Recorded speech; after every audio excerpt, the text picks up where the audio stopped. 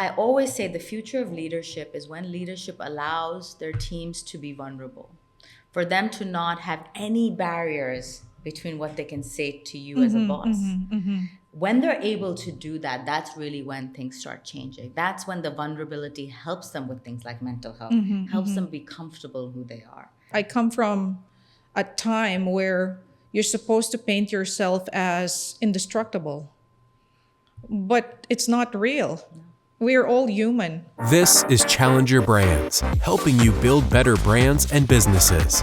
Hosted by Illustrado, the brand development and creative agency for ambitious and audacious challenger brands.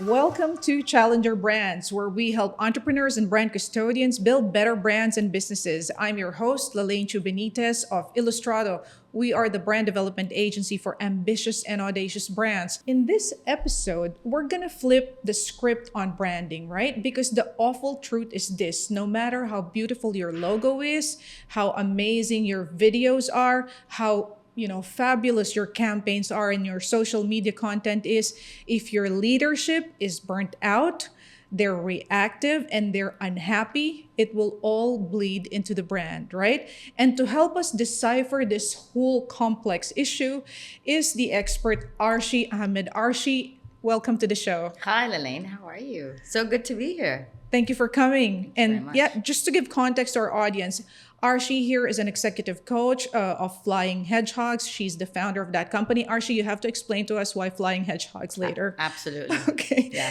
Arshie has over 20 years of experience in the corporate field with leadership roles in companies like Coca-Cola, Unilever, and L'Oreal.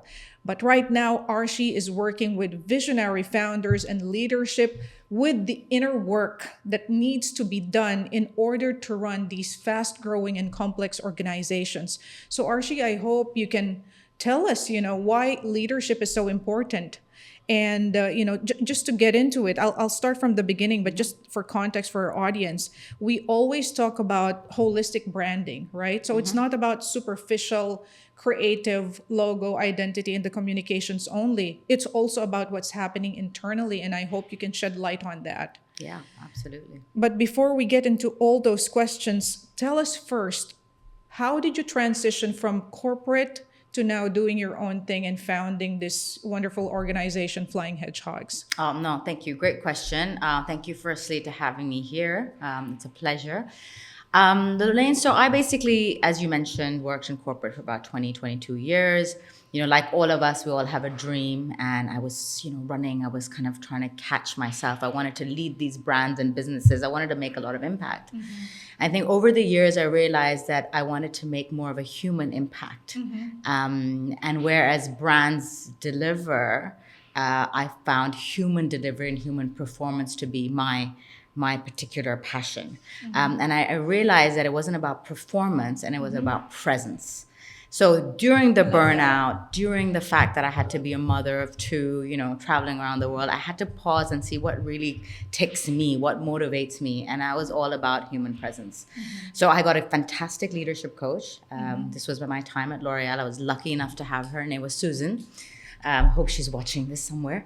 So she really inspired me to figure out what I wanted. She helped navigate me through my own values and belief systems. And I just loved what she did for me. And I thought, well, maybe I can do this for leaders out there. And that was really the start of my pivot.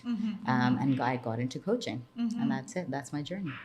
Tell us about the name Flying Hedgehogs. It's very intriguing. Sounds very fun. I know. It's got a few reasons. One, I grew up in North Carolina in the US, and we were surrounded by hedgehogs. So as I was growing up, there were these really nice, cute, even though they're prickly, very cuddly little creatures. So that was the sort of back of my head. Cute but prickly. But that was back of my head, and they used to come into the house. So I just had this, real comfort with hedgehogs. When I was thinking of names, and I was reading a few theories about leadership, one of them talked about, hedgehogs are the most tactile, loving animals. And we don't realize this. They love to cuddle up and love to snuggle up. But Lalaine, why can they not snuggle up to each other? Because they're prickly. Because as soon as they get close to one another, their pricks come Love it. out. So the whole point of Flying Hedgehog is to remove those barriers that leaders have amongst each other, with their teams, and to be able to get them into that comfort space. I love that story. Yeah, and flying, just the last piece, the third piece, flying, because, can prickly hedgehogs fly? Probably not. But we're going to make all prickly leaders fly. I love that. I love that story. That's a great story. Now, I also come from corporate, Yes. and, we have this running joke that I'm a recovering corporate slave, just like in an AA meeting. So you confess that, right? What have you seen in corporate? Okay, when we peel the curtains, corporate is a privilege, being in corporate, having that leadership position, but it's also super, super hard for a lot of people. So what have you seen in corporate in your, more than 20 years that you think needs to be corrected? What are these common issues? Yeah, I think there's, as you said, there's a curtain, right? Yeah. Everything looks very glamorous up front. I mean, I can tell you about my days, you had to kind of smile. Sometimes you Yeah. had to be on the red carpet. You were representing thousands Exactly. of people, and it just looks You amazing. travel business class, right? all the All the perks. perks, right? But behind the curtain, the pressure. The pressure to be the same values, the same person who represents their organization. On the other side of the curtain, I found that to be the most difficult, I think. And I think this is why I talk about presence. So the culture of the organization is you represent that. You are that organization everywhere that you go, whoever you meet, every conversation that you have. So how do you keep the person on the both sides of the curtains to be the same? Yeah. Because you don't want to lose yourself. Yeah. You don't want to lose yourself to the point of no one recognizes you and you just become an embodiment of the company. But at the same time, you do represent the brand you work for. So if I work for L'Oreal and I go out there and I'm not the L'Oreal spirited Exactly. GM, Yeah. they start questioning you. So I think finding the right balance between the two where you are true to yourself, yet you can represent proudly the organization or brand that you are with, I found that to be the most challenging. That's true. But in a very sort of, like that also tells you which kind of brands you want to be associated with. Not everyone can work for any company. Not everyone can be associated with any brand. So you have to find yourself first and then sort of attach yourself with these brands and organizations. It needs to be a fit, right? So has to be a presence fit. is very important. So Yeah. and on top of that, of course, you've got the burned out, the schedules, you needing to travel ever so often and Yeah. all of that, right? What happens in an organization where people are stressed and people are not aligned? Yeah. What's the cost of that, Arshie? Before the cost of it, I think to understand why people are not aligned, again, goes back so much to leadership, right? A lot of leaders, and we say this to my clients, is they don't understand that their team literally mirrors their nervous system, Yeah. okay? It is how you show up. What anxiety are you sort of revealing? What is your body language? How are you talking? The team will completely take all that on. Yeah. Now then they'll go back into their silos, into their functions, and they will emulate the same sort of feeling. So there is so much responsibility on that leader to make sure that their team is, one, aware of the context that they're coming in. So if they tell the team very clearly, okay, this is why I'm not showing up the way I'm showing up today. Then the team's like, it's okay. I don't need to mirror this because you know what? That is her issue right now. She's dealing with it.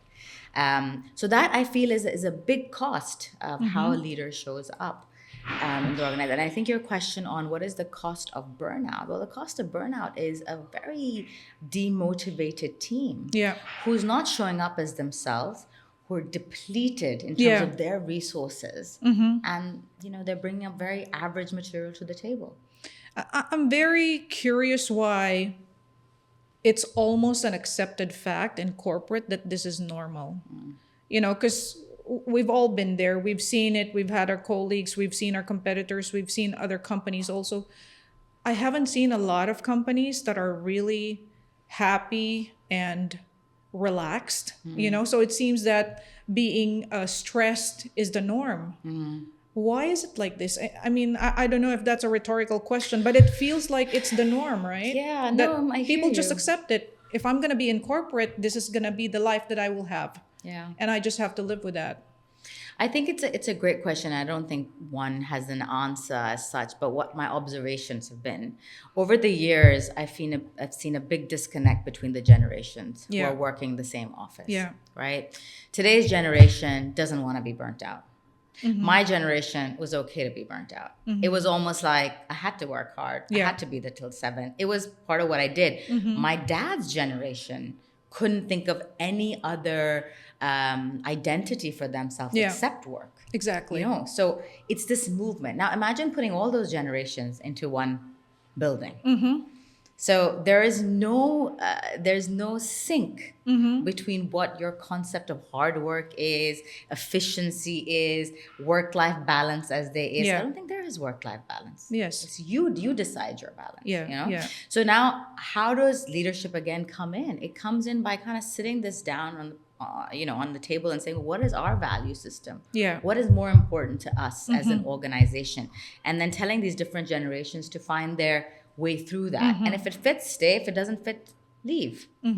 So I think one of the big reasons is because we can't identify it. We're always searching for somebody else's definition of stress and how much work do I really need to put in. We need to find our own. I like that. I love how you said that. Yeah, but it's true. I mean, right now you have the older generations and then the Gen Zs. The old generations would say the Gen Zs are feeling their feelings. Yeah. And then the older generations are all about work and no balance. Exactly. So they have to find their own and, sort of bring that together to serve the company, right? And I hear this word a lot by the older, I don't want to call it the older Okay. school of thought. Let's say older Older school of thought. Because there's some young ones who I think stand that too. corrected. You know? Yeah, But definitely. They call the new generational thinking lazy. And they say, they're just lazier. They just I want don't to like that. I don't Honestly, like that. I don't Yeah. like that when people say that. It doesn't work at all. It's Yeah. just that they have a lot more that they've been exposed to. Look Yeah. at how much more they know they can get. They know they can make money doing nothing. They get matured it. during COVID. Oh my God, I'd When love to everybody be was them. sitting at home, right? Yeah. So they're not lazy. They're growing up in AI. They've got a lot of stuff working for them. They're amazing. So we just need to learn how to work with them. But because they don't have maturity and experience, and yes, they can learn from us too, we need to work with them to, really unlock them. Yeah, yeah. What's going to work for them is not what's going to work for you and me. Exactly. So if Yeah. organizations understand that, I think they can do so much with this new generation. Yeah. So I want to address employers out there. If you guys are working with Gen Zers, it's great, honestly. Like in our Absolutely. team, we have a lot of Gen Z guys and gals. And it's good. I mean, I love learning from these youngsters, from the youth. So it's just a matter of finding the common language, like you said. Yeah, What do we have in common? What values do we hold dear to us? Now, Arshie, let's talk about the relationship of branding and leadership. Like I said earlier, for us, branding is a holistic exercise. It's not just on the surface. It's not just about the pretty campaigns and the amazing logo and all of that. It also needs to take into consideration internal alignment. And of course, leadership is on top of that. I think, companies that are not aligned really suffer, right? It's not okay to have a beautiful brand outside and then have culture that sucks. Absolutely. What do you think? What's your take on that? Just this example is popping in my head, so I'm going to start with that. I was working with a CEO who was all about talking about transparency. Okay, that was her mantra. She would go everywhere and say, this organization is about transparency. It's one of the things that we stand for. And it was in every presentation. It was in every kind of group forums. But at the end of the day, what she used to do in my coaching sessions, I'd be like, okay, so you made this critical decision about org change transformation. Who was part of the decision? She's like, oh, me and my CFO behind the doors. Everything was kind of like, everything was done without everyone being aware. Not saying that people need to be part of their decision making, but awareness, transparency, openness. Why are we doing what we're doing? That is transparency. Yeah. So she wasn't emulating what she was preaching into her everyday work ethic. Now that is confusing. That is super confusing. So if you come up to me and you talk to me about transparency and then you take these major decisions just without taking people through the journey, that's when it starts going bad. So I think that's what people need to understand is like you can have a vision for your brand or your business, but does that vision align with your practice? Definitely. You know, and by the way, Lalaine, I don't even think they understand it sometimes. Yeah. It's not like they're doing it on purpose. It sounds It's like just, it just happens. Yeah, It's- exactly. It's something they've been doing forever. That's the Yeah. way they've been working. Yeah. That's how they've been managing teams, and it's Yeah. worked for them. So Yeah. now they're like, oh well, it's gonna work here. Yeah. So I think it's a big one too. It sounds like it's supposed to be common sense. And, Yeah. and, you know, like earlier when you were talking about representing the company, even when I was in corporate, I didn't really take that very deeply, you know.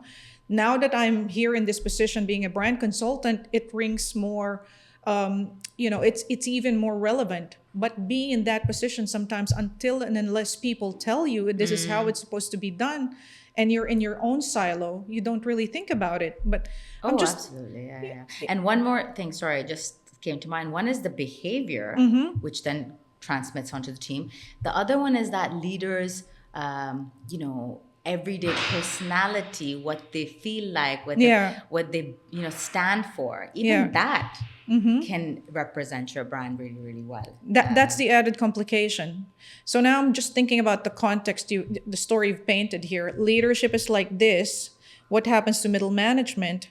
What happens to rank and file and the person answering the phone? If somebody calls and they don't know something, because I was not part of that decision, where's the transparency? Oh, of course, right? of course. So it really, you know, goes to the end. It goes to the touch points where consumers find us. And that means that the brand is a lie, Absolutely. right? Or confused, Or confused, you know? right? Absolutely.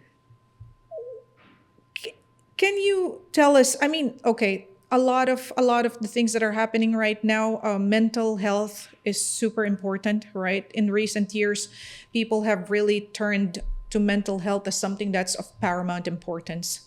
I'm not sure how many companies are prioritizing mental health, but where does mental health come into the grander scheme of things when it comes to executive coaching, leadership coaching? Excellent question. I have to say I have a different perspective on it a bit. I think companies are trying. I do think a lot of organizations understand that this is a reality.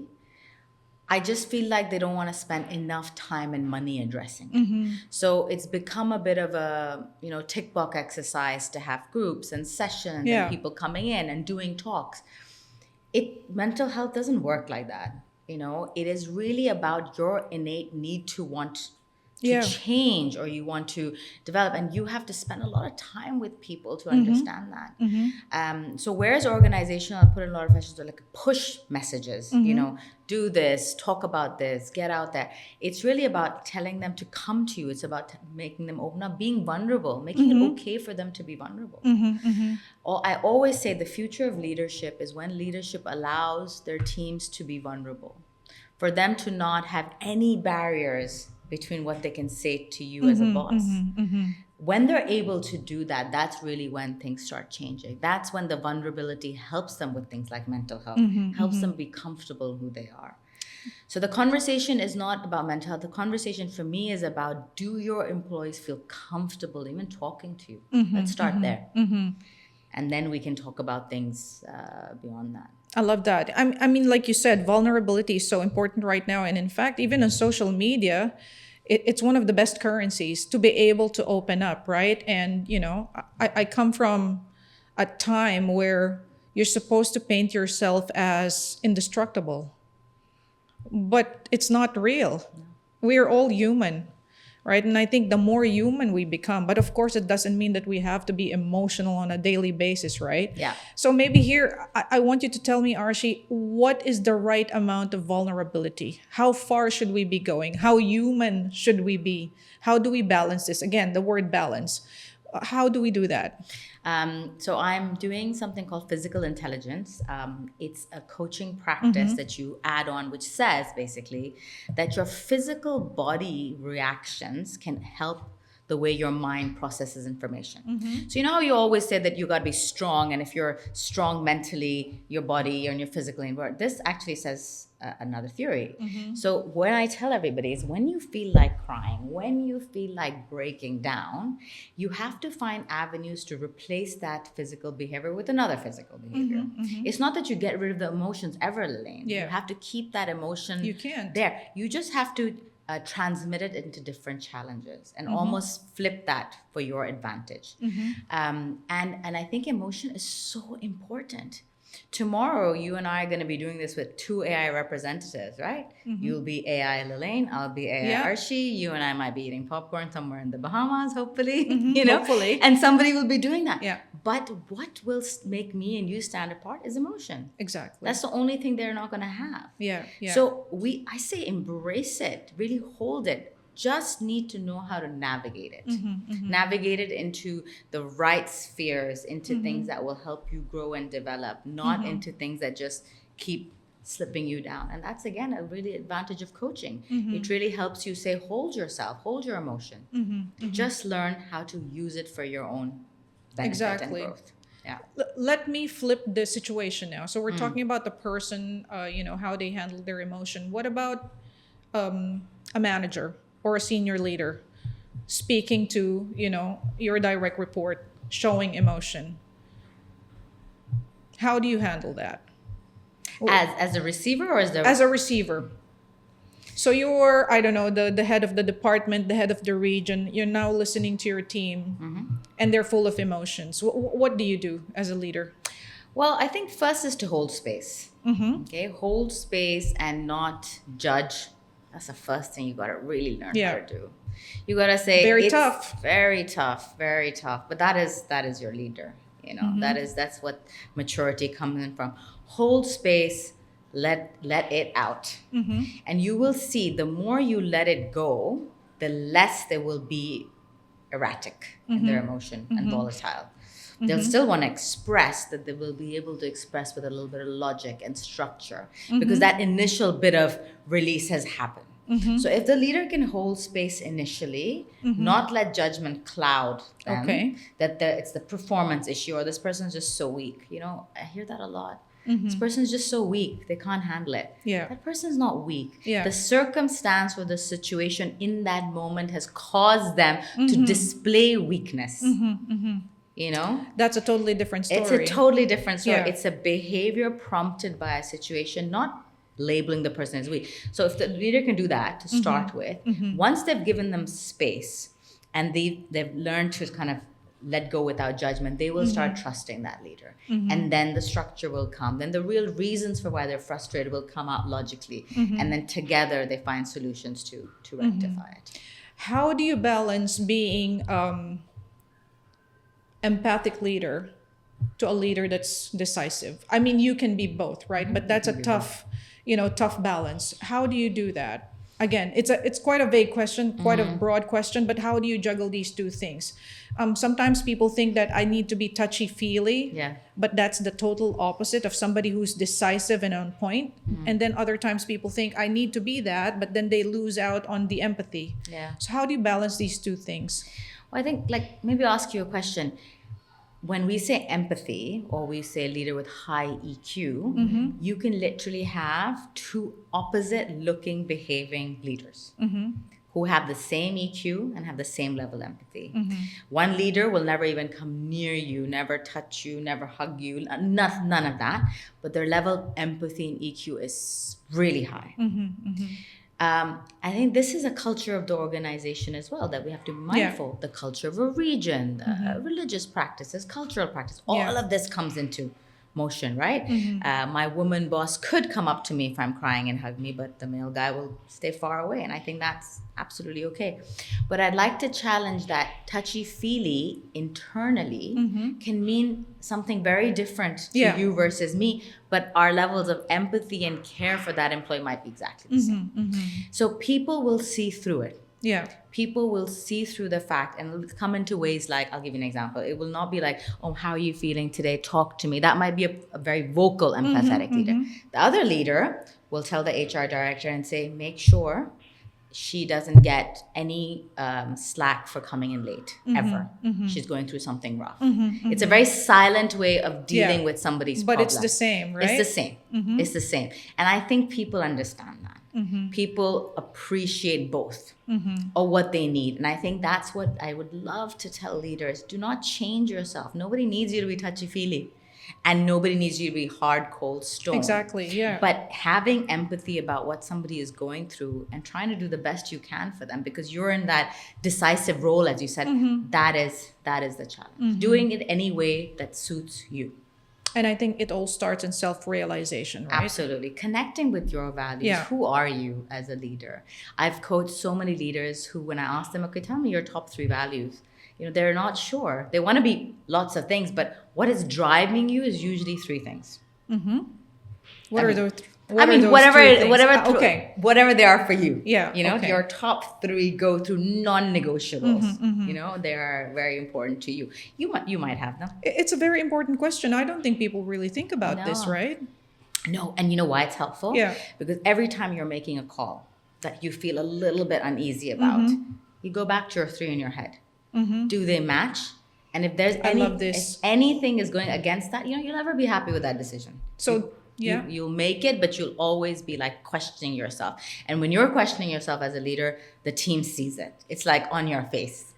I love this. Yeah. I love this. This is a quick reference, something that you can pull up in your head. Yes. So guys, remember your top 3 priorities, right? As a leader, never forget that. Establish, make sure that you understand what what you stand for. And every time you have to make a major decision, go back to those 3. Yeah, some of my clients have them in their office. Some of them have them on their phone. Some of them put them up. So call them the non-negotiables. I love that. What would Arshie never not do? The 3 non-negotiables. That's my homework for Yes, today. that's your homework. That's good. That's good homework. I'll check up on you tomorrow. I will. I'll come up with it. Yeah, I think I have a lot, but I need to Yes. whittle it down to 3. This is Challenger Brands. Please subscribe to our channel and share our content. Follow us on our agency's social media pages, Illustrado.co, on LinkedIn, Instagram, and Facebook, or subscribe to our newsletter via our website, www.illustrado.co. Arshie, one of my favorite quotes from Dr. Ivan Meissner when I interviewed him for the podcast is that culture eats strategy for breakfast. And I do believe that, because in my head, how do you expect people to come up day after day and work hard for you when they're unhappy, right? So a lot of companies talk about building a great, culture. How do they even begin to do that? What's the starting point? Take us through the paces. Yeah, I think it is that question that we answer for ourselves every single day in corporate, right? And sometimes, I don't know, I literally just did a LinkedIn post on this, so it's incredible that you're asking a question. You talk about strategy being the number one thing that puts, glues the organization together, because you've got a plan, you've got a vision, and everyone has to work towards that plan vision. What people don't understand is the culture is like your backbone. It's your spine. Nothing happens without that fabric of the organization, right? So currently how organizations work on it, they will sit down and say, well, who do we want to be? What do we want to look like? What do we want to smell like? They put that all down, and then they go through a process of letting people know about it. What I'd like to flip, and I'd like to see a lot more organizations doing, is getting people to tell them what that culture needs to be. Right? You've got like thousands of employees working for you. You're trying to build this culture everybody buys into. So the employees need to be telling you what this culture is. I like that. So it's like this working together cultural refinement that needs to be done.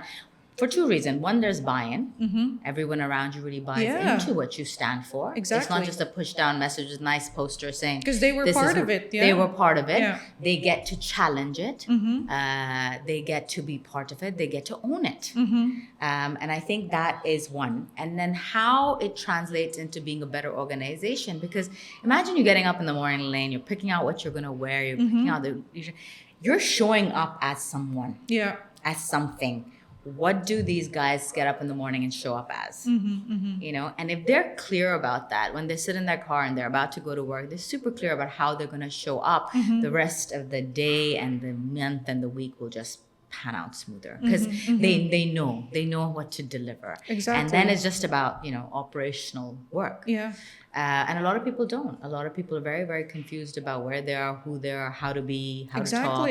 Or even what they're showing up for, right? What they're showing up for. What's the purpose? What's the Exactly. vision? Why are we here? What are we trying to achieve together? Why are we here? And I think the leaders who are able to help the teams and organization feel that from them first, and how they operate, behave with them second, and even then in their personal life, in their social life, in their platforms, what are they talking about? If they can keep that consistent thread, that really helps people believe Yeah. in who you're doing. There are good examples and bad examples out Yeah, there yeah. of leaders doing that well and not doing that well. So we can see that really echo into Yeah. the performance of the business. This all makes me feel good about my team, because we're so that, we're so together. And the first thing that we always ask each other, at the beginning of the day, is how everybody is. And, everybody knows where they're supposed to be going. We have our vision together, and we even have our quirks and our silliness together. I think that's a great thing That's to be amazing. sharing.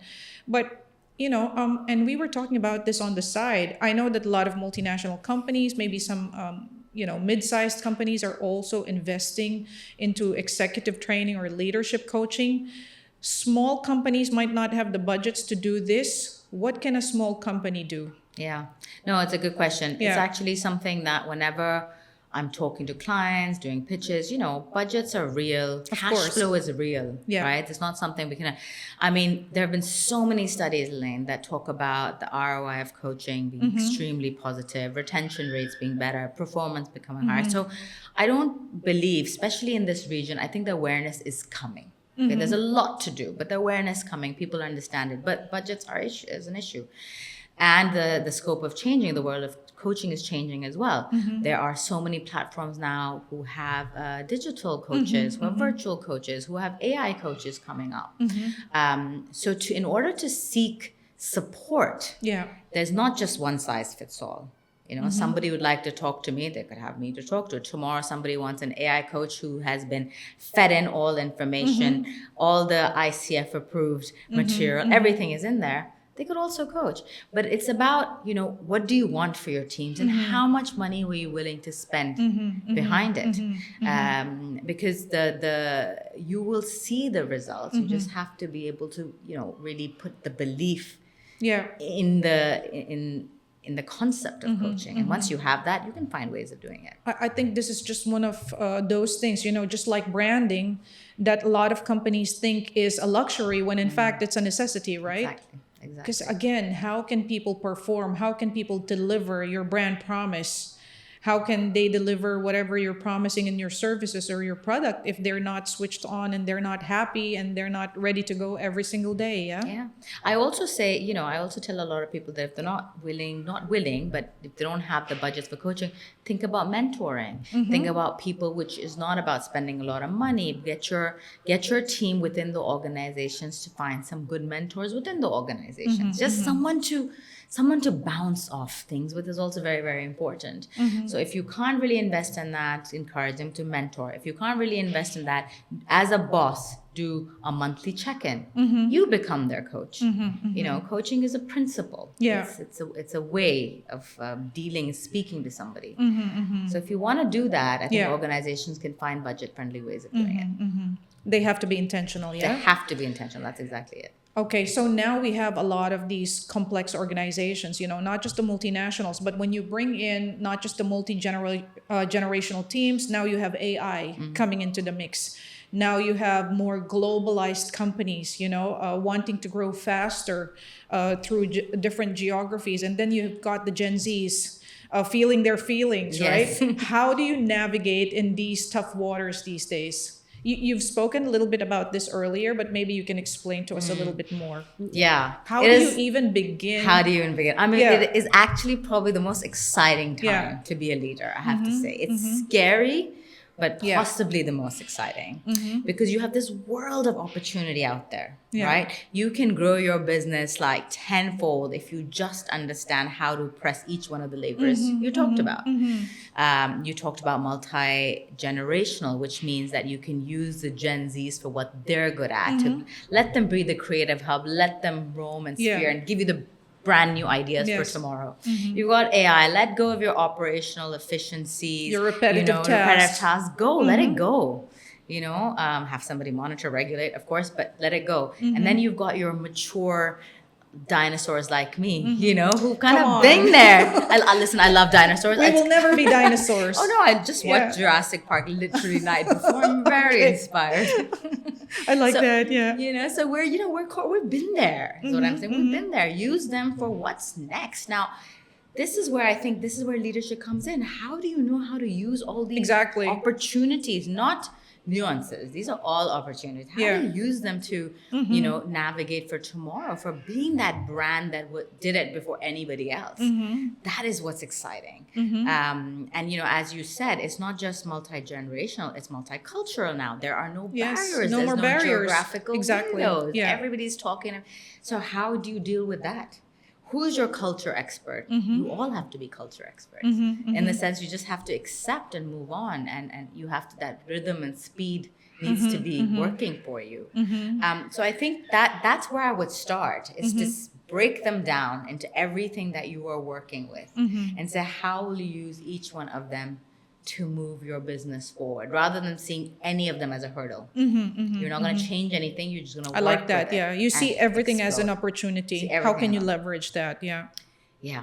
And then get everyone to buy into it and create a rhythm and, Make everybody part of the decision. part of the decision. Exactly. I love that. I love that. Arshie, what is the one thing that you wish CEOs would understand? I talked about it before, but it's just popping up into my head again. I really wish they would understand their team is so impacted by their nervous system. They mirror them. They are them, and we don't recognize that where we're in big power authority, because we're like, oh, everyone's a person.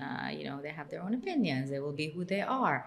But they are bouncing off your energy. They are bouncing off even how you look at something. If you're looking at somebody when they're presenting and talking, inside of their whole nervous system, they're like, did she like it? Did she not like it? What is she thinking? Did she not like the I whatever? love this. There's This is so even much an happening. eye-opener for me. Yeah. Yeah, there's so much happening, especially the younger guys, who have not been there, don't have the confidence, don't have a billion launches under their belt that have been successful. They're looking at you.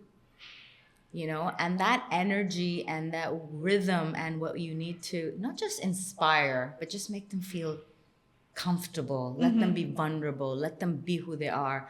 If CEOs can understand that, they will change the game of how their team work. Right. A follow-up to this question. It's not every day that you're positive, or not every day when you have good news. How does a CEO, cognizant of the fact that your nervous system is mirrored by your team, deliver bad news? Oh, okay. Deliver bad news or manage the emotion Or manage the emotion, before walking in. such a way that you deliver the truth. Yes. That people have to huddle and push forward even further. How do you do that? So I have a morning technique for the CEOs, and I tell them to do it despite having to deliver good news, bad news, whatever. But you come as a CEO, but you also come as a mother or a father or a brother, or someone whose kids just got them late for school. Okay? Yeah. But you show up in the morning with a certain level of angst or excitement or nervousness. I just ask them to journal in the morning before they have any conversations with anybody. Okay, journal about what they are feeling this morning, about a topic, an issue, their own personality, what's been bothering them. So they get it out of their system. Okay, not take that whole baggage into the first team Monday morning meeting, which is 8:30. Yeah. So imagine in the morning I have a fight with I have a 16-year-old. So if I have a fight with my 16-year-old and I'm like, and I bring all of this to this team meeting, I'm looking at all of them saying, I know you. I can deal with you. So I'm going into it. There's that mom mode. Yes. If I can just be like, you know what, the conversation with Aliza today was really tough, but just stop. If I can do that, which by the way is a lot easier than it sounds. It is easy. You just have to almost say it on your piece of paper in your journal, VN it. A lot of people are like, I don't want to write. I'm like, VN it to yourself. And then you walk in. So that one takes away a little bit of that, The other tip I would give is that before having a difficult conversation, you talk about what you're feeling like about the difficult conversation. So imagine I'm telling my team that 50% of you might be let go. Right? Yeah. Really, really hard conversation. Exactly. But we're talking about restructure and we're being very transparent. So you say, guys, this is one of the most difficult things I've had to do. Okay, people usually don't start like that. People will say the region has said the targets are this, the KPIs are this. I'm sorry, the organization isn't, with a little bit empathetic tone, but they won't say, just say, what am I feeling? Exactly. So guys, this is like literally one of the Being hardest very things. human, Hardest Authentic. thing I've had to do. And trust me that I will do what is in my power to make this as easy as I can for you. Yeah. You caveat your feelings up front. It still may be very difficult to take, but at least they understand that you're not a robot. Yeah. You're That's true. feeling this. It's happening to you too. Yeah. And then the conversation becomes real. And, so summary is there are two ways of doing it. You can either take what your emotional that are being bottled up and put them down for yourself. So you realize the significance or the insignificance of them and you really let it out. So you're now more balanced before you walk into a conversation. And the two is making the people you're about to talk to aware of your emotions. Like I said, tell them what your context and how you're feeling so that you can have those real conversations. I love that. Yeah. Being vulnerable, being real, I think always pays off, right? So that your team understands where you're also coming from. Yeah. I'll give you an example, Lalaine. It's an important one. One of my CEOs did it when we were going through a buyout. It was Unilever in the UK and our frozen foods division was being sold off. Now, this CEO literally used to come every day for 10 minutes into the canteen and say, if you want to talk about anything, I'm here. Who does that? 10 minutes every single day he was there. Because we were going to have, we were going to have people let go. We were going to have people shifted into different companies. Everything was really tense. He just was there. That's why he's the CEO. That's why he's the CEO. That's why he's not just there to make the cuts or to make the money. He's there to say, you have a problem, you're feeling nervous, just come talk to me every day, 10 minutes. I love that. It's brilliant. I'm going to steal that from him. Yeah, steal it. I'm 10 minutes, I'm there. Now. And he would be there doing his thing, but we would just constantly come up. How you feeling? That's really great because you make people feel like you're accessible. They can talk to you and you can talk about any problems they might have, right? Exactly. Arshie, okay, now let me sort of focus on you as the person. Is there anything else you feel like you need to conquer as an executive coach? What's the next thing for you in terms of learning to make sure that, what you're doing is not just switched on and, moving with the times, but also in terms of self-realization? Yeah. So my coaching journey has been a lot of self-realization. If you talk to my husband, he will tell you how much I have changed in the last 3 years. Because what coaching does, it also works on you, right? Of course. It's like every time I have a conversation, I'm not just learning about them, I'm learning about myself. I mirror every emotion and feeling. And part of this journey has made me find my purpose as a coach. It was first, like I said, it was about helping leaders navigate the way I was helped. And I thought it made such an impact to me and I want to make it on them. But as I've been moving along, I found my purpose to become a little bigger. I'm very passionate about women leaders. It's one of the things I do on the side. I do a lot of pro bono work. I work with a lot of organizations on women leadership specifically. And I think my dream is to be able to give women leaders, not just executives, the authority to lead. Tell me about that. What do you mean by the authority to lead? I think we're all guilty of it. Even the kind of upcoming new women leaders, we all feel like we need permission. We always feel like we're in the back. We all feel like we're in the shadows. We always feel like our personal lives and our situations and our circumstances always make us kind of sit backwards. It's almost like I give them the seat. And the way you give them is the seat and making sure you work with them, to really empower them, help them work through how they're going to balance this, how they're going to manage this, to be able to make bold decisions. And, I very openly say this. I say if we had more women leaders on top of this world or planet, it would be a much better place. Of course. I think Jack Ma would say that as well. I think he's got that famous quote, right? He's got more women in his organization. Absolutely. And world leaders, and I did this manifestation board that I do with some of my clients, and you visualize your future. And I saw myself wearing these big red glasses in this little hut. And I was talking to the president of a country, I'm not going to name the country, and she was a woman. And I was like, sort it out. What are you doing? Sort it out, girl. Sort it out, girl. But what I'm saying is I think that is my purpose. Yeah. It is to really give women leaders the authority to lead and change this Yeah. Very difficult world Definitely. as we live in today. I mean, especially coming out of, I know that you headed L'Oreal in Pakistan, right? Yeah, in the Which is professional division, yes. which is a very male-dominated country. Yes. For me, that sounded like a kick-ass situation. Yeah. You know, a woman leading in a country that's mainly male-dominated. So Yeah. that's great if you can really, you know, make a difference for women. Absolutely. I think having 2 daughters motivates me even more. There you know, go. being a role model, even not a role model, I tell them that nothing is impossible. Yeah. What's your go-to move if you're going through tough times? What would Arshie, the executive coach, do if you're going through tough times professionally or personally? What's the go-to Arshie move? Is to go to Kite Beach. Okay.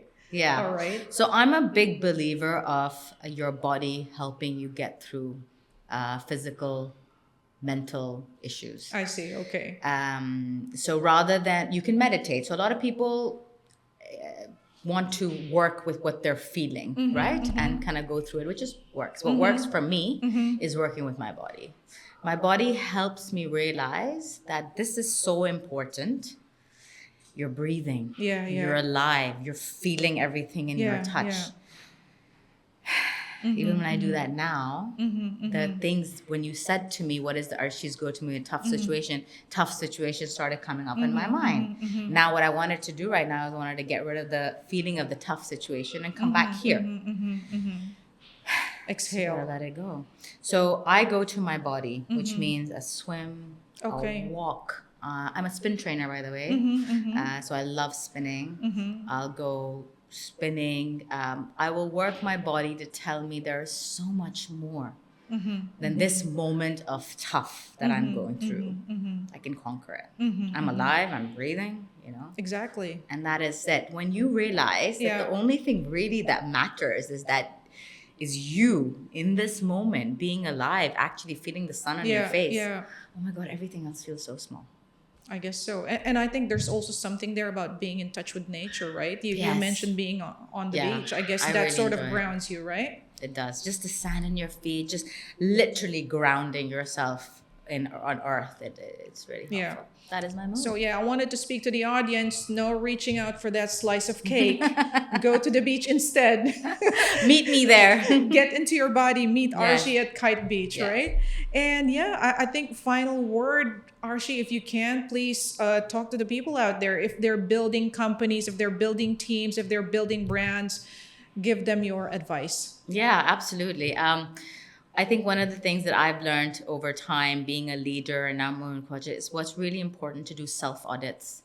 And I think what I mean by a self-audit, it sounds like a corporate term, but all it means is be in touch with yourself for who you are frequently. Every 6 months, talk about where you've gotten to, what your journey is like, what kind of a leader do you want to be, what kind of an impact do you want to have. If by now you don't understand your future and your purpose, spend time figuring that out.